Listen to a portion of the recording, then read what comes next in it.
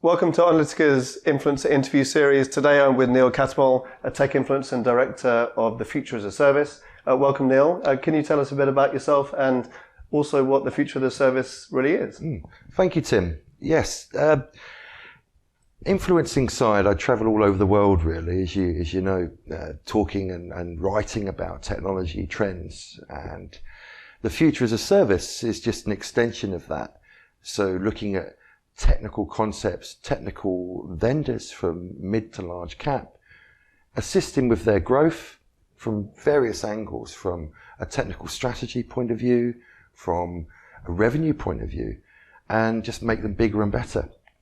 So it's your own service, it's your own company, so you're not affiliated with any other brand or organizations? No, exactly. It's my own company from inception. I came up with the idea many years ago, but it was more like the right place, right time. About 12 to 18 months ago, the market needed something to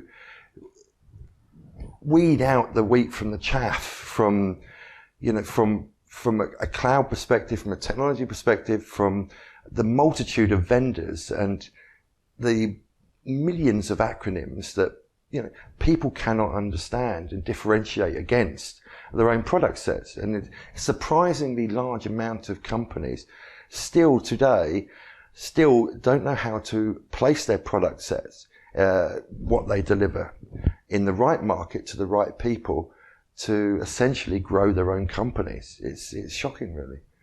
Great, and so you've been in tech for a number of years, and this is just a sort of a culmination of your experience.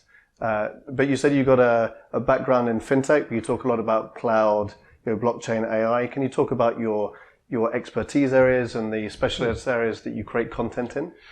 Yes. Well, my background is from FinTech, from global organizations within the banking industry, from heads of divisions to deputy global heads of technology divisions of banks. I cut my teeth in FinTech there with the most diverse projects you could ever imagine, and leadership skills moving up from that, working out actually the banking world is far more way ahead of the marketplace and the general population for businesses. From an analytic point of view, from an AI point of view, FinTech within the banks has been around for decades. It's not a new fad that's just come around over the last 3 or 4 years. That we used to apply that technology 20, 30 years ago for predictive analysis for stocks and shares. So you link that in, the AI aspect, the cloud technology aspect, and also the FinTech aspect puts a nice little grounding on it. I may not be as public about my FinTech knowledge as I am from a cloud and AI and blockchain perspective, but that's probably because I don't have to. Sure, no, I can see that. So your deep expertise and background is in FinTech, but all the technologies that are driving the technological change have been embedded in FinTech for a number of years, but you're applying this to lots of sectors outside of finance.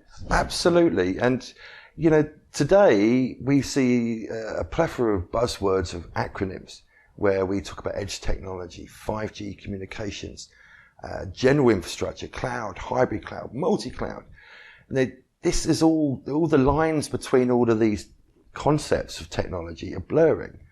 And you would talk about edge networking and software-defined initiatives from a storage, from a networking. So we talk about the buzzwords and the acronyms that are out today, and the technical concepts, that all the lines are blurring between all of them. So from a networking point, for a software-defined networking, wide area networking, edge networking point of view, they're all blurring when basic infrastructure for a cloud base is slowly being pushed out to the edge of a particular network, whether it be public or private.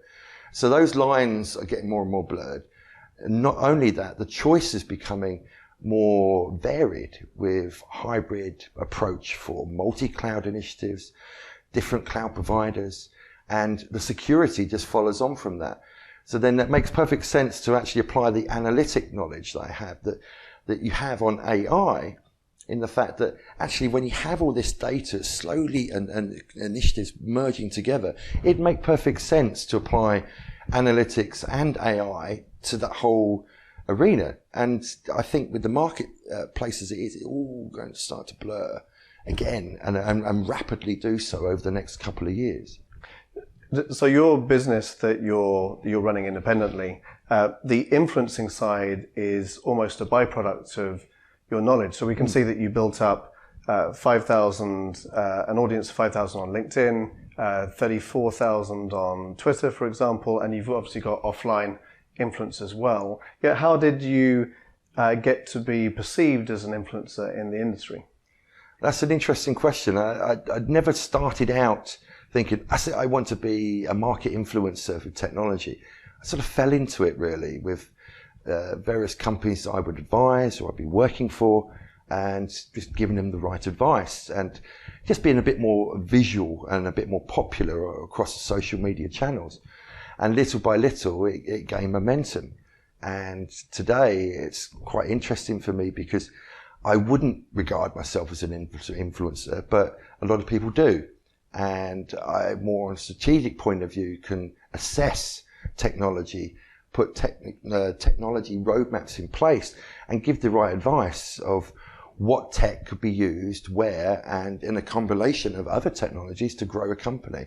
So yes, I sort of, it's a byproduct from an influencing point of view, but I enjoy the strategy and the creativity of looking at a given company and how they can increase the revenue, increase the technical roadmap, and even with strategic partnerships, how they can grow. So when you work with brands, what is the best partnerships that you're looking to achieve? I know you're working with and partnering with a number of brands at the moment. What are you looking for when a brand comes to you saying, "Hey Neil, we would like to create some content with you," for example? It's funny, really, because I was asked that question a while ago, and if you'd asked me 2 years ago, I wouldn't know what to answer with you, what I could give you. However, these days I'll get most random phone calls and say, "Well, Neil, how can we do this better?" Or, "We've got this idea for this product or this system or service. Where do you think and how do you think we could publicize this to get the best traction?" And I could create a concept, create a roadmap for that, as well as just come off with some off-the-cuff ideas so I can pull on the experience that I have from AI and analytics, as well as a general infrastructure from a cloud point of view, and also my FinTech examples, and put that together so I could actually analyze who is doing what, where, and how, an accumulation of what will make them successful. And so it's really putting together, co-creating campaigns of content which is inspiring to your end target audience. Yes, indeed. And in terms of the mediums, do you publish a lot of videos on LinkedIn? Is video your main content medium that you like to speak to your audience in? It's obviously LinkedIn and Twitter. And do you do speaking gigs as well at events? Like, what are your passions and motivations there? I love writing, so I write an awful lot. A lot of my writing doesn't get published as me, which is sad, but I'd like to self-publicize more, but you'll be surprised how many SVPs would like someone to write the content for them in their voice. But they may not have the understanding of the breadth of the marketplace of where they want to get their message resonated to. So a lot of my content on the written formula actually will go out as ghostwritten for other people. I love video. I think video content is fantastic. It's much easier to resonate a message in 1 minute, maybe 1.5 minutes of content, where someone would not have the time to read an article and then reread and reread. And video is very good.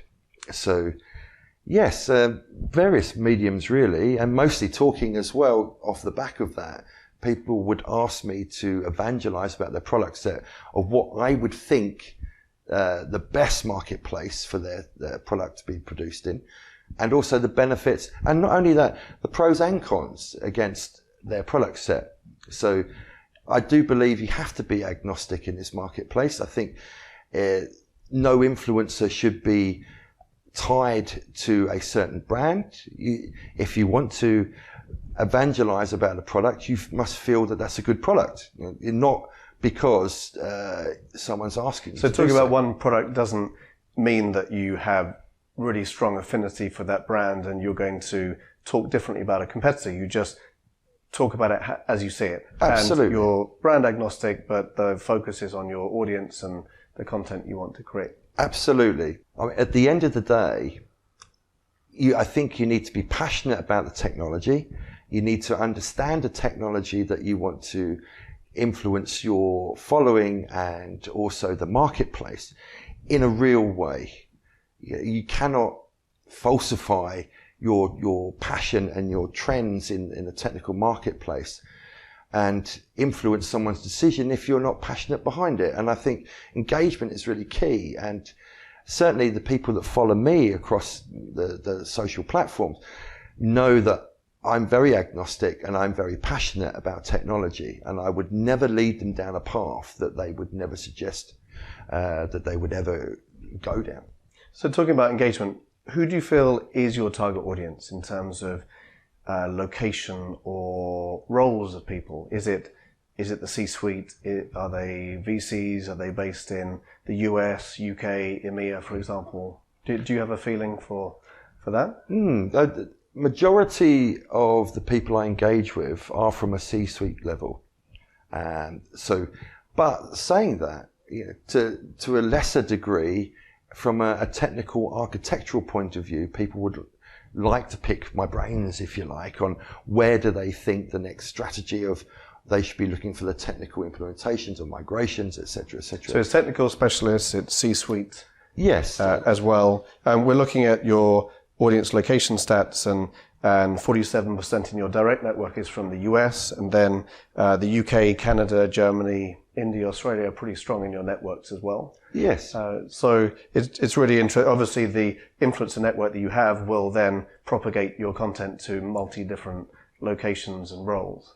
But I think that's a really interesting stat that you're influencing a global audience. Yes. Yeah. A lot of the influence I can provide comes from a lot of the events I go to. So there's an awful lot of events in the US and from a European point of view, as well as Asia and across the world, really. And you'll find that I'm quite fortunate that I go to nearly all of the major events within technology, and you get this roadmap. The more people you talk to, the more information you can assimilate, the more plan and technical understanding for futuristic trends you can come up with. And I'm just very fortunate that I travel a lot, really, Tim. In terms of organic and paid partnerships, there's clearly, since you're independent, if a brand is asking you to be somewhere for 3 days, then you would expect payment in terms of your time and expenses. But what areas might you be happy to work organically with a brand? I mean, if they produce some great content for your audience, would you be happy to share that on LinkedIn or Twitter? What are your sort of personal rules of engagement? I mean, I share an awful lot of content that I don't produce. And exactly right. If I find that content relevant, if I find that content either new emerging technologies that can complement existing technologies, or it's actually interesting for people to read, absolutely, I'd publicize that. I do travel a lot and do work for many of the large brands out in the ether, and a lot of strategic work, planning work, not just stand-up gigs, if you like, with talking on stage and discussing the benefits of technology that they're trying to produce.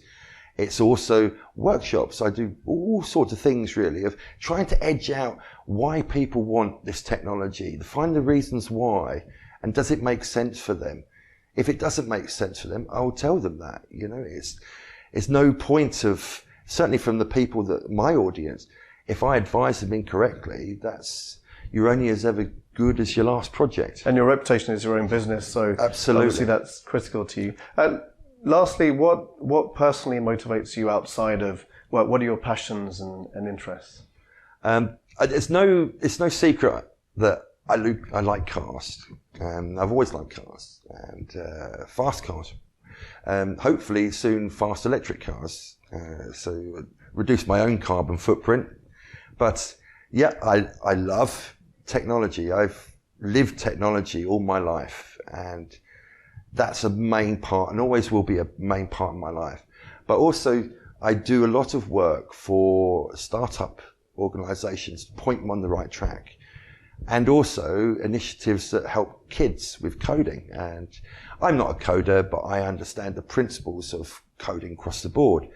But what I get passionate about is putting something back to, I've got 3 kids myself. Who knows what they're going to do in the future? But what I find with that, the younger generation coming through, there's a big gap that these are the leaders of tomorrow. They need more confidence and a little bit of arrogance, not a lot, but confidence and a little bit of arrogance will make them go a long way in business. And I think our youth of today, which are the leaders tomorrow, are becoming very insular. And I think they need to be more aware of the surroundings, because there's nothing worse than crashing and burning from a startup point of view. No one picks you up. No one says, never mind, okay, pick yourself up, let's try again. Typically when people start their own company, and if they fail, well, they perceive that they failed, what do? They go, okay, it's too difficult for me, I'll go get a job. And in fact, actually, pick yourself up, take the hard blows and go again and push forward, because they will never learn otherwise, and they will be the leaders of tomorrow. Great. So in summary, you obviously have deep tech expertise. You're talking about blockchain, cloud, AI, FinTech, but really across the whole tech stack. I see that you're applying a lot of solutions to how to drive better performance in the marketplace. And you see yourself as a consultant as well as a content creator, and really driving this for your independent business and voice. And that's what enables you to be objective and authentic with working across brands. That's absolutely. And if you can link that with cars, then that's fantastic. I forgot to mention rugby. Yeah, rugby, cars and rugby then. Yeah, I used to play rugby a lot. Sometimes I wish I didn't. When I wake up with arthritis in the morning sometimes. But yeah. Well, thanks for coming in, Neil. It was great to chat to you. We hope to catch up with you soon. Thank you very much, Tim. It's been a pleasure.